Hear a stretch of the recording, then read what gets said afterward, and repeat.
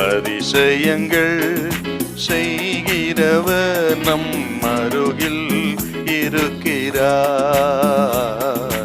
அற்புதங்கள் செய்கிறவர் என்றும் நமக்குள் வசிக்கிறார். 1 தெசலோனிக்கேயர் 4 அதிகாரத்தில் 3வது வசனமும் 7வது வசனம்.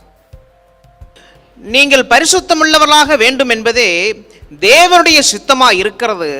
அந்தபடி நீங்கள் வேசி மார்க்கத்துக்கு விலகி இருந்து இந்த விஷயத்தில் ஒருவனும் மீறாமலும் தன் சகோதரனை வஞ்சியாமலும் இருக்க வேண்டும்.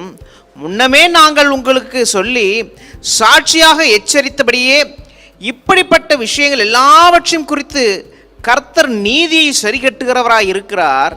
தேவன் நம்மை அசுத்தத்திற்கு அல்ல பரிசுத்தத்திற்கே அழைத்திருக்கிறார்.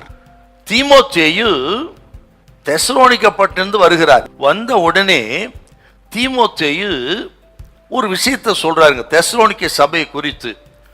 என்ன சொல்றாருன்னா, அந்த சபையிலே இன்னும் விபச்சாரம் இருக்கிறது, இன்னும் வேசித்தனம் இருக்கிறது என்ற ஒரு செய்தியை சொல்ல பரிசுத்த பவுல் ஷாக் ஆயிட்டாரு. பிறகுதான் இந்த நிருபத்தை எழுதுறாரு அவர். அந்த சபைக்குள்ள அப்படிப்பட்ட அசுத்தம் எப்படி வந்ததுன்னு கேட்டீங்கன்னா, அந்த தெசலோனிக்கே பட்டணத்தில் ரோமர்கள், கிரேக்கர்கள், யூதர்கள் வசித்தார்கள். இல்லை, கிரேக்க கலாச்சாரம் இந்த விபச்சார வேசித்தனத்தை குறித்து இந்த கிரேக்க கலாச்சாரம் மிக மோசமான ஒரு கலாச்சாரங்க. அது அவர்களுக்கு விபச்சாரம்ங்கிறது ஒன்றும் பெரிய விஷயமே கிடையாது கிரேக்க கலாச்சாரத்தில்.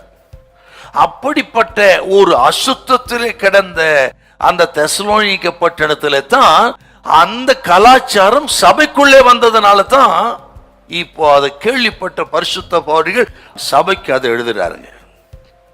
அருமையான கர்த்தருடைய பிள்ளைகளே, இது அப்படியே இந்த நாட்கள் இருக்கிற நம்ம காலத்தையும் யோசித்து பாருங்க. எப்பவும் இல்லாத அளவுக்கு இன்றைக்கு விபச்சாரம், ஓரின சேர்க்கை, கள்ளத்தனமான உறவுகள், இப்படிப்பட்ட காரியங்கள் எப்ப இல்லாத அளவுக்கு பெருகி கொண்டிருக்கிறது. இப்படிப்பட்டவைகள் நம்மை பாதிக்க கூடாது, சபையை பாதிக்க கூடாது என்று பரிசுத்தாவியான தீவிரப்படுகிற ஆகவே இந்த சத்தியம் இன்றைக்கு சபைகளுக்கு தேவையா இருக்கிறது. பரிசுத்தாவின் பலன் இல்லாமல் நாம் பரிசுத்தமா வாழ முடியாது. அவைத்தான் அப்பன் இயேசு சொன்னா, என்னாலே அல்லாமல் உங்களால் ஒன்றும் செய்யக்கூடாது. எவ்வளோ முயற்சி பண்ணி முடியலையா? உங்களோடு தான் கர்த்தர் பேசுகிறா. பரிசுத்த ஆவியை சார்ந்து கொள்ளுங்கள், ஆண்டவரை சார்ந்து கொள்ளுங்கள், ஆண்டவர் உதவியை நாடுங்கள். நீங்கள் எந்த ஒரு பாவத்தையும் ஜெயிக்க முடியும். நீங்கள் பரிசுத்தமாய் நிச்சயமாய் வாழ முடியும். ஹல்லேலூயா, ஹல்லேலூயா.